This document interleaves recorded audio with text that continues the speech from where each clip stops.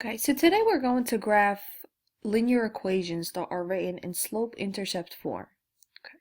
Slope-intercept form is y equals mx plus b, where m is your slope and b is your y-intercept. Let's look at the first equation. We have y equals to 2x plus 4. M is your slope. Okay, m is always going to be the coefficient of x if it's written in y equals mx plus b. And B is your y-intercept. So this is where your graph is going to cross the y-axis. So I know that my starting point for me to start graphing, I'm going to plot the y-intercept first. So the plus 4, I'm going to place a point at plus 4 on the y-axis. Now my slope is the rise over the run. It is the change of y over the change of x. In this case, our slope is a whole number, which may confuse some of you. You can always rewrite a whole number as a fraction by writing it over 1. Okay, so this is the same as 2 over 1. So as y changes by 2 units, x will change by 1 unit. This is a positive slope, so when you're plotting for a positive slope, you're either going to go up 2 units and to the right 1 unit, or down 2 units and to the left 1 unit.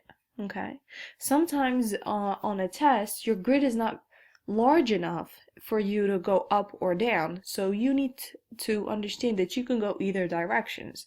So we can go up 2 units and 1 to the left, and here's a point, or you can go down 2 units and 1 unit to the left. Okay, so for positive slope you can go up to the right or down to the left.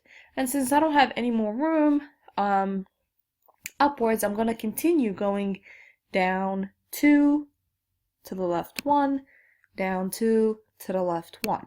Now if I connect my points, here is the line, the graph of y equals 2x plus 4. Okay, so what happens if I have a negative slope? So since going from left to right, this line is going upwards, we're going to predict that with a negative slope from left to right, the line should be going downwards. So again, let's start with the y-intercept, positive 1. So if we're going to plot a point at positive 1, in this case, I have a whole number as my slope, which is negative 3. I have a negative slope. I'm going to rewrite it. You don't have to rewrite it this way, but just so you can see it, I will do that. So that means for every 3 units that y changes, it will change 1 unit for x. So with negative slopes, you're either going to go down 3 units and 1 to the right, or up 3 units and 1 to the left. Okay, up 3 units, 1 to the left, or down 3 units, 1 unit to the right. Okay, and then connect your points. And here's the graph for y equals to negative 3x plus 1. Okay, let's do a couple more examples. Next example, we are starting at negative 1. This is our y-intercept is at negative 1, so our first point will be at negative 1. And then we're going to use the slope. We're going, as y changes by 1 unit, x will change by 3 units. It's a positive slope, so you go up and to the right 3 units, or down 1 unit and to the left 3 units. Okay, and you connect it, and here's your line. So pretty simple. Okay, let's do one more.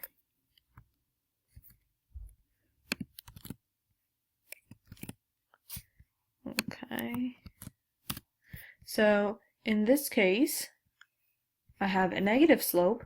My starting point, or my y-intercept, is at 3, so I plot a point at y equals to 3. Here's the slope.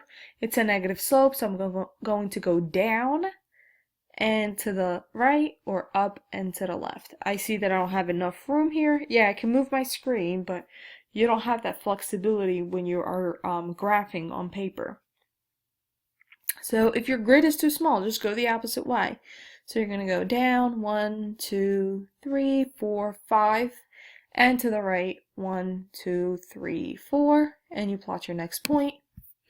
Connect the 2 points, and this is for y equals to negative 5/4 x plus 3. Okay. The next two are the same as the previous examples that I gave. Now let's look at this equation.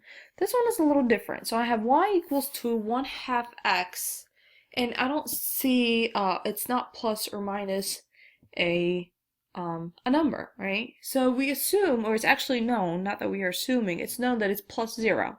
Your y-intercept here is 0. So your line is crossing at the origin.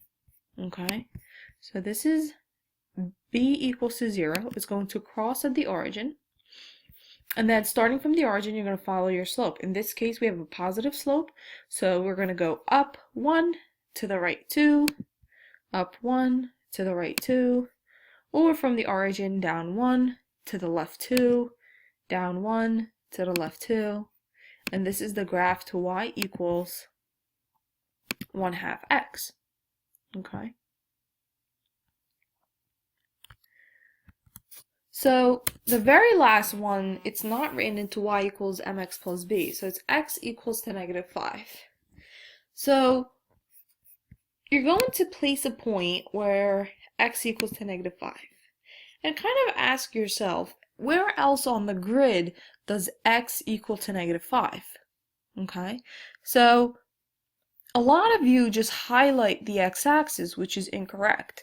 Because if you highlight the x-axis, you're highlighting all the values of x. But the equation is asking us to just highlight or to just graph all the values where x is negative 5. Okay, so we have negative 5 right here. This is also x, the value of x at this position is negative 5. My y is changing, but x is not. The value of x is still negative 5. Right there, and if I keep going downwards, or even upwards, the value of x is not changing. Okay. Is the y changing? Yeah, it's going 6, 5, 4, 3, 2, 1, and so on and so forth. But the x value is still remaining at x equals to negative 5. Okay, and it's a nice vertical line. And we know that vertical lines have an undefined slope. Okay, so there's no y-intercept in this case because this vertical line is never going to cross the y-axis, so there's no y-intercept. I don't have a value of b. I also do not have a slope. It's an undefined slope because it is a vertical line. So let's say I edit this and I say that it's y equals to 3. Okay. So y equals to 3, I don't have a x. And as I said before, to have a slope, the slope is the coefficient of x. So since I don't have an x, then my slope is 0. Okay, I'm not rising and I'm not running. It's almost, you're an incline of 0. So I still have a y-intercept, which is 3. So your first point will start at 3. I'm not rising and I'm not running. Okay, so it would be a flat line. Or you can look at it that way. Highlight all the values where y equals to 3. If I highlight the y-axis, that means I'm highlighting all the values of y. But all I want is y equals to 3. So in this position, y equals to 3. Right here, y is still equal to 3. Y equals to 3. Y equals to 3, and so on and so forth. What's the only thing that's changing? The x values are changing, but not the y value. The y value, it's still y equals to 3. Okay, and you connect all the points, and this is the graph for y equals to 3. Okay, now that you know how to graph linear equations, this would help you with graphing systems of equations. So with systems of equations, as we talked about it before, The point of intersection is the solution to the system, okay? But if you're graphing incorrectly, then the solution to your system will be incorrect. So it is very important that we learn how to graph linear equations. So let's, for example, just look at, I'll pick two equations. So let's pick this equation. Y equals to 2/3 x minus 2. So I know I have a point at -2 because that is my y-intercept. I have a positive slope, 2/3, so I'm going to go up 2 and to the right 3. Or you can go down 2 to the left 3. And this is your line. Try to give yourself more than 2 points. The longer you make your line, especially that you're using pencil and paper, the more accurate your answer will be, or the less room for mistakes. So let's try another line, y equals to -5/4 x plus 3. So I know I have my starting point, or my y-intercept. My graph is going to hit the y-axis at 3. And I have a negative slope, so I'm going to go down 5 units and to the right 4. Okay, 1, 2, 3, 4, 5, and to the right 1, 2, 3, 4. Okay, and connect the 2 points. And the solution to the system